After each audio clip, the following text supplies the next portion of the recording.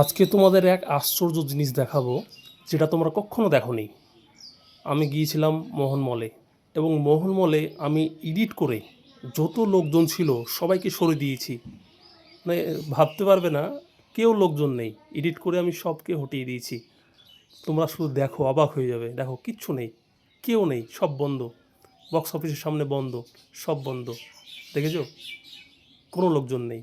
কি আজব না? কিন্তু ভয় করো না, ভয় করো না, লোকজন দেখাচ্ছি। এই নাও। এদেরকে সরাতে পারতাম, কিন্তু সরালাম না। দেখো, আবার লোকজনকে উধাও করে দিচ্ছি। ফাঁকা, একদম হরর মুভি এখানে শ্যুট করা হয় বলো। যাই হোক, চলো লোকজন দেখাই, না হলে আবার ভয়টাই করবে হয়তো। হুম, নাও, লোকজন দেখো, না হলে সত্যি সত্যি ভয় করবে। কিন্তু আগেরগুলো কিন্তু সত্যি এডিট করে সরিয়ে দিয়েছিলাম।